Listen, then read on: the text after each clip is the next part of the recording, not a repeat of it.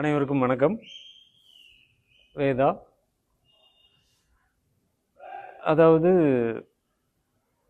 மனிதர்களுடைய மனநிலை எப்படி இருக்கணும் எப்படி இருக்கணும் அப்படிங்கிறதுக்கு ஒரு எப்படி சொல்கிறதுனா ஒரு கதை சொல்லி நான் சொல்கிறேன். ஒரு கற்பனைக்கு போகலாம், சும்மா போயிருக்கலாம். ஏன்னா ஒரு மனதின் விரிவு நிலை அது எல்லாருக்குள்ளேயும் இருக்கும்போது அந்த ஒரு மனிதர் தன்னுடைய மனதில் மகிழ்ச்சியாக நிறைவாக ஒரு பரந்த மனநிலையில் இருக்கக்கூடிய மனிதரை சுற்றி எப்பவுமே மனிதர்களுடைய கூட்டம் அதிகமாக இருக்கும். சக மனிதர்கள் அந்த மனிதர்களை விரும்புவாங்க. ஏனென்றால் அந்த மனிதர் அவரை மிக விரும்புவார்.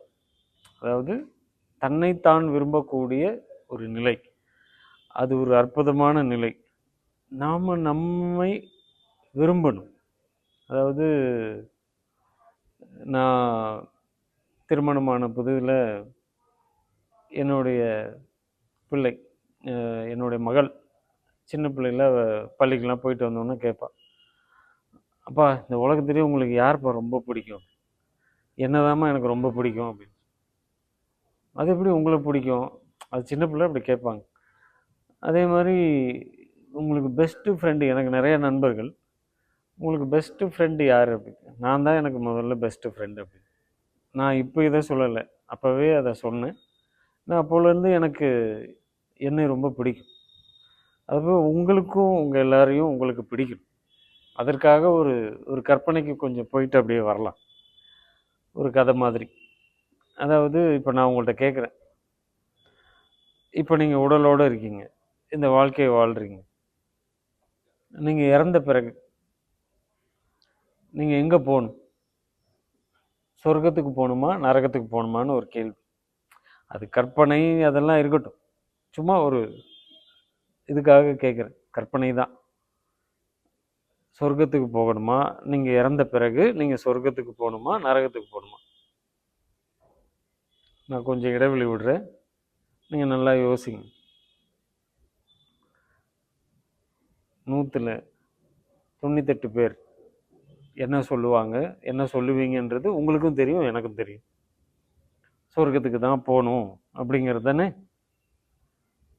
ஏனென்றால் இங்கே அதை பற்றி நிறைய நமக்கு சொல்லியிருக்காங்க. ஆனால் யாரும் போய் பார்த்ததில்லை. பார்த்தவங்க வந்து சொல்லவும் முடியாது. அப்படி இருந்துச்சுன்னா கூட போய் பார்த்தவங்க திரும்பி வந்து சொல்ல முடியாது. இறப்புன்னு அப்படி தானே. சரி, சொர்க்கத்துக்கு போகணுன்றது தான் எல்லோரோட விருப்பம். சரி, நான் அங்கேயே கூட்டிகிட்டு போகிறேன் உங்களை. இப்போ கூட்டிகிட்டு போக நான் தயார். இப்போ இந்த வாரம், இப்போ நீங்கள் இன்னைக்கு கேட்குறீங்க, இன்றைக்கி வந்து ஒரு வெள்ளிக்கிழமைன்னு வச்சுக்கோங்க. நான் சொல்கிறேன், ஞாயிற்றுக்கிழமை உங்களை எல்லாரையும் சொர்க்கத்துக்கு கூட்டிகிட்டு போகிறேன். நீங்கள் சனிக்கிழமை சாகணும். செத்தா தானே கூட்டிகிட்டு போக முடியும். நீங்கள் எல்லோரும் சொர்க்கத்துக்கு போகணுன்னு ஆசை இருக்குது, ஆனால் இறக்க யாரும் தயாராக இல்லை. அந்த இறப்பு வராமல் இருக்கிறதுக்கு எவ்வளவு விஷயங்களை நம்ம பண்ணுறோம். என் சொத்தே அழிஞ்சாலும் பரவாயில்ல, இவங்களை காப்பாற்றி கொடுங்க அப்படின்றதும். இந்த இறப்பை தவிர்க்க முடியுமா? தவிர்க்க முடியாது. தள்ளி போடலாம், தள்ளி போட தான் முடியுமே ஒழிய தவிர்க்க முடியாது. அது இயற்கையினுடைய ஒரு விதி, ஒரு லா அப்படின்னு சொல்கிறான். ஒரு ஒரு ஒழுங்கு, அது படைப்பினுடைய ஒழுங்கு. தோற்றம் மறைவுன்றது உடல், உயிர் இங்கே அழிய போகிறதில்லை. இப்படி சரி, சொர்க்கத்துக்கு போகணும். சரி, நான் கூட்டிகிட்டு போகிறேன், நீங்களும் தயாராகிட்டீங்க. நான் ஒரு பெரிய ட்ரெயின் எடுத்துகிட்டு வரேன். நிறைய பேரை கூட்டிகிட்டு போகணுமே. ஒரு ட்ரெயின் எடுத்துகிட்டு வரேன். அதாவது கற்பனை புகை வண்டி அப்படின்னு வச்சுப்போம். சோல் ட்ரெயின், ஆன்மாக்களை அழைத்து போகக்கூடிய ஒரு அற்புதமான ஒரு ரயில் வண்டி நான் எடுத்துகிட்டு வரேன். அதில் எல்லாரையும் நான் கூட்டிகிட்டு வரேன். நான் ஒரு இடத்துக்கு உங்களை கூட்டிகிட்டு போகிறேன். அது சொர்க்கமோ நரகமோ நீங்கள் முடிவு பண்ணிக்கலாம் அப்படிங்கிறது தான். இப்போ நீங்கள் எல்லாரும் என்ன முடிவு பண்ணியிருக்கீங்க? சொர்க்கத்துக்கு போகணுன்னு. சரி, நான் அந்த ட்ரெயின் எடுத்துகிட்டு வந்தாச்சு, நீங்கள் எல்லாம் ஏறியாச்சு. போகுது, ரொம்ப தூரம் பயணம் எல்லாம். நீங்கள் ஏன்னா அப்போது இறந்த பிறகு போகும்போது கையில் மொபைல்லாம் இருக்காதே. மொபைல்லாம் எடுத்துகிட்டு போக முடியாதுல்ல. ஏன்னா ஆன்மாவாக இருக்கீங்கல்ல. மொபைல் கிடையாது, டிவி கிடையாது, எதுவும் கிடையாது. உங்களுக்கு பசி கிடையாது, ட்ரெயினில் பாத்ரூம் இருக்கணும்னு அவசியம் கிடையாது. ஏன்னா உடலே இல்லையே, எதுவுமே இல்லை. அழகான ஒரு ரயில் வண்டி, அதில் ஏறி நம்ம போகிறோம். போயிட்டு இருக்கும்போது ஒரு ஸ்டேஷன் வருது, நிப்பாட்டுறோம். நீங்கள் எல்லாருமே ஜன்னலில் எட்டி பார்க்குறீங்க. அங்கே ஸ்டேஷனோடைய பெயர் பலகை போட்டு சொர்க்கம் அப்படின்னு போட்டு, சொர்க்கம் வந்துருச்சுன்னு எல்லாரும் இறங்குறீங்க. கீழே போய் பார்க்குறீங்க. நான் ரயிலில் தான் காத்திருக்கிறேன். நீங்கள் எல்லாம் வெளியில் போய் பார்க்குறீங்க, யாருமே இல்லை, ஒருத்தர் கூட இல்லை. ஒரு வனாந்தரமாக இருக்குது, அமைதியாக இருக்குது. ஒரு மகிழ்ச்சியோ நம்ம என்னமோ இங்கே கற்பனையில் நமக்கு சொல்லியிருக்காங்க இல்லையா, சொர்க்கம்னா அப்படி இருக்கும், ஆடல் பாடல் இதெல்லாம் இருக்கும், என்னென்னமோ சொல்லியிருப்பாங்க. ஆனால் அங்கே எதுவுமே இல்லை, ஒரு மயான அமைதி. ஆனால் நீங்கள் எல்லாரும் சொர்க்கத்துக்கு போகணுன்னு ஆசைப்பட்டீங்க. நான் அங்கே கூட்டிகிட்டு வந்துட்டேன். அங்கே ஸ்டேஷனில் ஒரு மாஸ்டர் இருக்கார். அவர் ஒரு ஓரமாக உட்காந்து சாஞ்சி தூங்கிட்டு இருக்கார். சொர்க்கம்னா எப்படி இருக்கணும், இப்படி இருக்குது.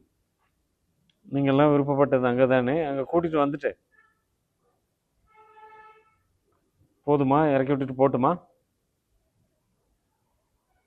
இல்லை, இன்னும் போக வேண்டியது இருக்குது, அடுத்து ஒரு ஸ்டேஷன் இருக்குது. சரி வாங்க, ஏறிட்டிங்க. பயணம் போயிட்டே இருக்கும். அடுத்த ஸ்டேஷன் வந்தாச்சு. அந்த ஜன்னலில் பார்க்குறீங்க, இது என்ன ஸ்டேஷன்? நரகம் அப்படின்னு போட்டிருக்கு. அந்த பேர் பலகையை சுற்றி விளக்குகள், மின்சார விளக்குகள்லாம் அப்படியே பளபளன்னு எரியுது. ஒரே சிரிப்பு சத்தம், மகிழ்ச்சி, கொண்டாட்டம். எல்லாரும் அங்கே ஓடுறாங்க, இங்கே ஓடுறாங்க. பெரியவங்க சின்னவங்க எல்லாருமே மகிழ்ச்சியாக இருக்காங்க. வயதானவர்களும் சுறுசுறுப்பாக இருக்காங்க. ரொம்ப யாருமே சோகத்தில் அப்படியே கன்னத்தில் கை வச்சபடி கவலையில் யாருமே இல்லை, ஒருத்தர் கூட இல்லை. அந்த ஸ்டேஷன் மாஸ்டரும் பார்க்குறோம், அவர் மெதுவாக டான்ஸ் பண்ணி ஆடிக்கிட்டே வர்றார். ரொம்ப மகிழ்ச்சியாக இருக்கார், காரணமே இல்லாமல் மகிழ்ச்சியாக இருக்கார். நீங்கள் எல்லாம் இறங்கி கீழே பார்க்குறீங்க, இது என்ன நரகம், இங்கே எல்லாம் வேதனை, வருத்தம், கவலை, தண்டனைகள்லாம் இருக்கும். ஆனால் இங்கே பார்த்தா ஒரே பூக்களும் மலர்களுமா இருக்குது, எல்லா பக்கமும் மகிழ்ச்சியாக இருக்குது, ஒரே இன்பமான பாடல்கள் ஒலிக்குது. எல்லார் முகத்துலேயும் அவ்வளோ புன்சிரிப்பு. நீங்கள் இறங்கணுன்னா உங்களை அப்படியே கட்டி அணைக்க எல்லாரும் வராங்க, வாங்க வாங்கன்னு உங்களை வரவேற்கிறாங்க, உங்களை அழைச்சிட்டு போகிறாங்க. நீங்களும் அவங்க கூட அப்படியே போகிறீங்க. அப்படியே போனால் அங்கே புத்தர் இருக்கார், இந்த பக்கம் திரும்பினா இயேசுநாதர் இருக்கார், மகாத்மா காந்தி இருக்கார், சங்கராச்சாரியா இருக்காங்க, இவங்க மாதிரிலாம் இருக்காங்க, ஆதிசங்கரர். இவங்க எல்லாமே நம்ம வணங்கின பெரிய பெரிய குருமார்கள். இந்த பூமியில் நம்ம வணங்கணும் இல்லையா, குருமார்கள் எல்லாருமே, நம்மளை வழி நடத்தின பெரிய குருமார்கள் எல்லாருமே நரகத்தில் இருக்காங்க. நம்புறீங்களா? ஆமாம். இது என்ன இவங்கெல்லாம் இங்கே இருக்காங்களேன்னு சொல்லி கேட்குறீங்க. அந்த ஸ்டேஷன் மாஸ்டர்கிட்ட வந்து கேட்குறீங்க, ஐயா நாங்கள் சொர்க்கத்துக்கு போகணுன்னு ஆசைப்பட்டோம், அவரும் அங்கே தான் கூப்பிட்டு போனார், அங்கே யாருமே இல்லை. நாங்கள் சரி அடுத்த ஸ்டேஷனுக்கு வரலான்னு வந்தால் இங்கே இவ்வளோ மகிழ்ச்சியாக இருக்குது, இங்கே இயேசுநாதர் இருக்கார், புத்தர், காந்தி எல்லாருமே இங்கே இருக்காங்களே, நாங்கள் வழங்கின வழிபட்ட எல்லோருமே இங்கே இருக்காங்களே, இது எப்படி? இப்போ நீங்கள் எல்லாரும் சொர்க்கத்துக்கு போகணுன்னு ஆசைப்பட்டீங்க, இங்கே பார்த்தாச்சு, நான் திருப்பியும் உங்களை சொர்க்கத்தில் கொண்டு போய் விடவா? நீங்கள் சொர்க்கத்துக்கு போக தயாரா? இப்போ உங்கள் முடிவு மாறும்ல. இல்லை இல்லை நாங்கள் இங்கேயே இருக்கோம், நீங்கள் முதல்ல சொர்க்கம் போகணும், நீங்கள் அங்கே தான் நிப்பாட்டினேன், அங்கே யாரும் இல்லை, இங்கே வந்தோம், இங்கே எல்லோரும் இருக்காங்க, திரும்பவும் நீங்கள் சொர்க்கத்துக்கு போக பிரியப்படுறீங்களா?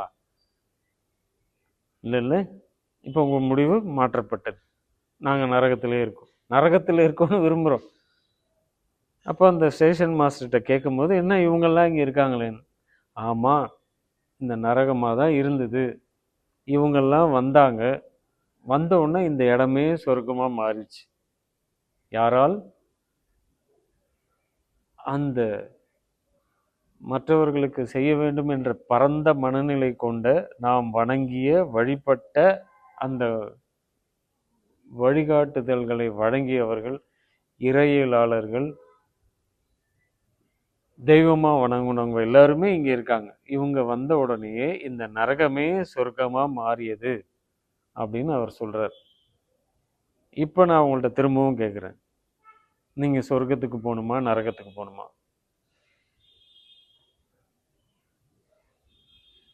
இப்போ நரகத்துக்கு போகணும்னு சொல்லுவீங்க. அப்படியும் சொல்லக்கூடாது. எப்படி இருக்கணும்? நான் எங்கு போக வேண்டுமானாலும் தயார். நான் போகும் இடத்தில் அந்த இடத்தை சொர்க்கமா நான் மாற்றிடுவேன் என்ற மனநிலையில் நாம் இப்போது வாழ வேண்டும். இப்போ வாழக்கூடிய வாழ்க்கையில் ஒரு மகிழ்ச்சி நிறைந்த மனிதரா, எதையாவது ஒரு சோகத்தை எடுத்துக்கிறது, கவலைப்படுறது, பொறாமைப்படுறது, பெருமைப்படுறது, இதெல்லாம் இல்லாமல் ஒரு மகிழ்ச்சியான ஒரு மனநிலை நமக்குள்ள இருந்தா நம்மகிட்ட இருந்து வரக்கூடிய பதில் இதான். நான் எங்கு வேணாலும் போக தயார், என்னை எங்கு வேணாலும் அழைத்து செல்லுங்கள், அந்த இடத்தையே நான் சொர்க்கமா மாத்திடுவேன் என்ற ஒரு நிலை, ஒரு அழகான மனநிலை நம்மக்கிட்ட இருக்கணும். அதாவது தமிழ்ல அழகான வார்த்தை, கொஞ்சம் அழுத்தி சொன்னா அர்த்தமே மாறிடும். ஒருத்தங்க ஒரு இடத்துக்கு போனா அந்த இடமே சொர்க்கமா மாறிடும். இப்போ அதே வார்த்தையை கொஞ்சம் அழுத்தி சொல்றேன் வேற மாதிரி. ஒருத்தங்க ஒரு இடத்த விட்டு போனா அந்த இடமே சொர்க்கமா மாறிடும். எந்த மாதிரியான நபரா இருக்கணுங்கிறது நம்ம கையில தான் இருக்கு. ஒரு விசேஷத்துக்கு போறோம், ஒரு திருமணத்துக்கு அழைப்பு வந்திருக்கு, அங்க போறோம் அப்படின்னா ஒரு உறவுகளுக்கு அனுப்புறோம். அந்த மாமா எப்போ வருவாங்க, அந்த தாத்தா எப்போ வருவாங்க, அந்த அப்பா எப்போ வருவாங்க, அந்த பையன் எப்போ வருவான், எல்லாருமே அவனுக்காக, அந்த ஒரு நபருக்காக ஏங்குறது. ஒரு ஆணோ பெண்ணோ, அந்த அக்கா எப்போ வருவாங்க, அந்த அம்மா எப்போ வருவாங்க, அந்த பாட்டி எப்போ வருவாங்க, அந்த மாதிரி ஒரு எதிர்பார்ப்பு. போகிறோம், வந்துட்டாங்க வந்துட்டாங்கன்னு ஒரு மகிழ்ச்சி, வந்து எல்லாரு கூடயும் அந்த மகிழ்ச்சி அங்கே அப்படி இருக்கும் அந்த இடமே. முடிந்து விடை பெறும்போது இருந்துட்டு போங்களேன், இன்னும் கொஞ்சம் நேரம் கழிச்சு போகலாமே, நாளைக்கு போகலாமே, இன்னும் ஒரு 2 நாள் இருங்களேன், இப்படி. இது எவ்வளோ அழகான ஒரு நிலை. இந்த நிலை நமக்குள்ளே வர்றதுக்கு நம்ம என்ன பண்ணணும்? ஏதாவது பயிற்சி எடுக்கணுமா, இல்லை முயற்சி பண்ணணுமா? ஒன்றும் இல்லையே, எப்பவும் மகிழ்ச்சியாக இருக்கணும். இறை அப்படி தான் மனித இனத்தையே படைச்சிருக்கு. ரசனை, அழகு உணர்ச்சி, கருணை, அன்பு எல்லாமே மனிதர்களுக்கு இந்த குணங்கள் வழங்கப்பட்டு வாழ வேண்டியது தானே. இதுக்கு என்ன ரொம்ப மெனக்கிடணுமா? ரொம்ப முயற்சி பண்ண ஒன்றுமே இல்லை. எப்பவும் மகிழ்ச்சியாக இருக்கும். என்ன ஆனாலும் சரி, நான் மகிழ்ச்சியாக மட்டும்தான் வாழ்வேன்ற ஒரு நிலைப்பாடு. இதில் உடம்பு சோர்வடையாது, நோய் வராது. இந்த சொல்கிறாங்களே ஸ்ட்ரெஸ்ஸு, இதெல்லாம் எதுவுமே வராது. எப்பவும் ஒரு ஆனந்தமான மனம், முகம் பொலிவடை, இதில் பொலிவாக இருக்கும் அவங்களுடைய முகம், என்னமோ ஒரு ஈர்ப்பு அவங்கள்ட்ட இருக்கும். இப்படிப்பட்ட மனநிலை அனைவருக்கும் வாய்க்க பெறணும். வாய்க்க பெறணும்னா இறை எல்லாமே வழங்கியிருக்கு. அதில் இன்பமாக வாழறதும் வாழாததும் நம்ம முடிவெடுக்கிறது தான். அதனால் சொர்க்கமோ நரகமோ எங்கு போக வேண்டுமானாலும் நான் தயார், நான் போகும் இடத்தை நான் சொர்க்கமாக மாற்றுவேன் என்ற மனநிலை உங்களுக்குள் நிறைவதாக வாழ்த்துக்கள்.